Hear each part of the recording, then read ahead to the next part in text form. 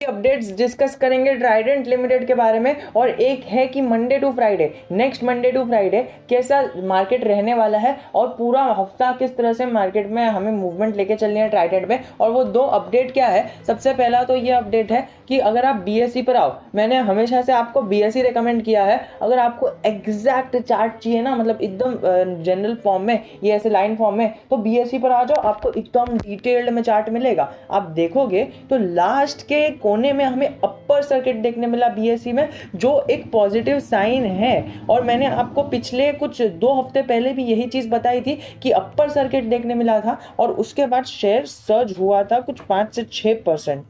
और मेरी मानो ना तो जो मंथली रिजल्ट आया है वो भी ऑसम आया है। तो फिर ये दो इंडिकेटर, ये एक अपर सर्किट वाला, ये लास्ट के कुछ आधे 15 मिनट में, आधे घंटे में भी नहीं, लास्ट के 15 मिनट्स में हमें बीएसई में अपर सर्किट देखने मिला, जो मैंने पिछली वीडियो में कवर नहीं किया था बिकॉज मैंने इतना नोटिस नहीं किया था। बट अभी जब मैं वीडियो बनाने बैठा तब मैंने नोटिस किया एंड देन मैंने आपको बताया। देखिए यहाँ पर वॉल्यूम भी रची हुई थी, मतलब एक अच्छा खासा स्टॉक नीचे आया हुआ था एंड नीचे आने के बाद सबकी जो बाइंग प्राइस है वो हिट हो गई। मतलब आपको पता ही है कि हम मार्केट ऑर्डर पे जनरली नहीं लगाते, हम थोड़ा सा नीचे लगाते हैं कि स्टॉक में ऐसी जनरली गिरावट आ जाए तो हम उस मौके का फायदा उठाकर हम बाय कर लें। और उसी तरह हमारे साथ हुआ और हमने इधर बाय कर लिया और एक अपर सर्किट में स्टॉक क्लोज हुआ है। और अगर आप देखो तो मार्केट डेप्थ हमें दिख नहीं रही है, मतलब बीएसई में तो वैसे भी शो नहीं होगी, आप अपने ब्रोकर के इसमें आके देख सकते हो या फिर एनएसई में जाके देख सकते हो। और 50% लोगों ने इसको बाय किया है, जो एक जनरल आंकड़ा पकड़ के चल सकते हो। ट्राइडेंट तो हालांकि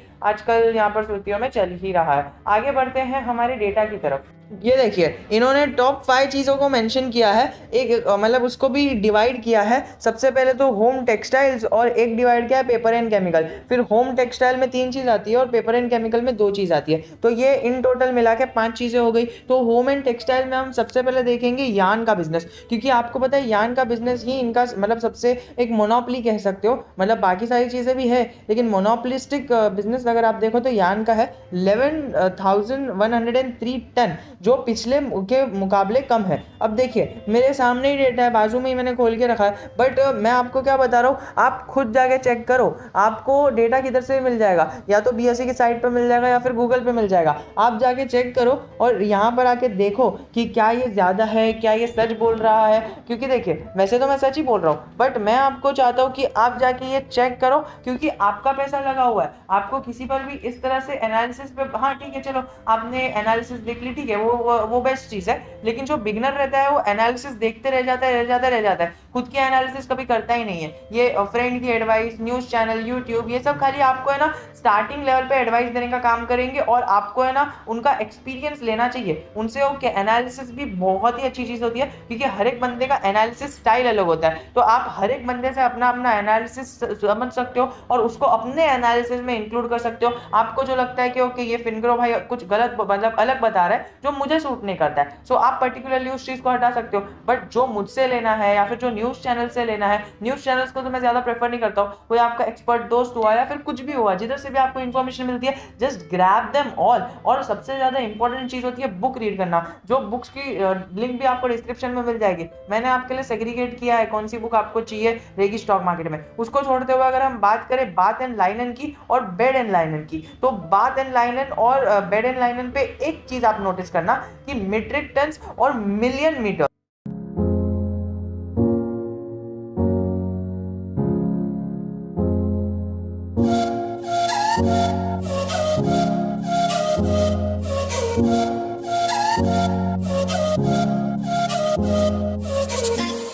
तो आप ये देख सकते हो, पहले तो आपको क्वांटिटी भी देखनी पड़ेगी क्योंकि आप खाली क्वांटिटी को यहाँ पर इग्नोर करके नहीं चल सकते। यहाँ पर 31 और 5000, तो फिर ये बात और बेड में कितना अंतर क्यों है, क्योंकि आपको ये चीजें भी देखनी होगी, यूनिट ऑफ मेजरमेंट। अब आप इन दोनों चीजों को कंपेयर करना, ये मैंने नहीं किया है, आप जाके गूगल पे सर्च करना metric tons versus million tons, तो आपको पता चल जाएगा दोनों में डिफरेंस क्या है। Let's do it again.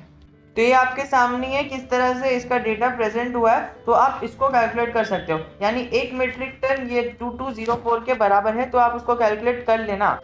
क्योंकि देखिए यही खासियत रहती है फाइनेंस की कि आपको हर एक क्षेत्र का थोड़ा थोड़ा नॉलेज होना चाहिए। ऐसा नहीं है कि आप खाली अकाउंटिंग में प्रोफेशनल हो तो बाकी सारी चीज़ों को निग्लेक्ट कर दोगे तो फाइनेंस में आपका करियर चलेगा ही नहीं। ये सारी चीज़ों को आप ध्यान में रख लेना। लेकिन अगर आपको जनरल इतनी मेहनत नहीं करनी है ना तो आप मेरी बात सुनो, पिछले बार का जो डेटा था उस डेटा के निकलने के बाद अगले ही दिन लोअर सर्किट लग गया, वो भी 5% का। और उस स्टॉक में क्या हुआ वो तो आपने देख ही लिया कि अभी एक महीने से 23% स्टॉक सर्च हो गया। तो ये भी हमारे लिए एक लेसन है कि ओके भले ही प्रोडक्शन कम हो गया, 5% स्टॉक गिर गया, लेकिन जिस लोगों ने उसमें वैल्यू बाइंग कर ली ना तो वो स्टॉक 23% एक महीने में ही भाग गया। और अभी देखो अभी वो रिजल्ट जो पिछले महीने लेस आया था उन्हें पता है कि लेस रिजल्ट आया था तो अगले महीने अगर जनरल रिजल्ट भी आ गया ना तो फिर भी ये ज़्यादा ही माना जाएगा।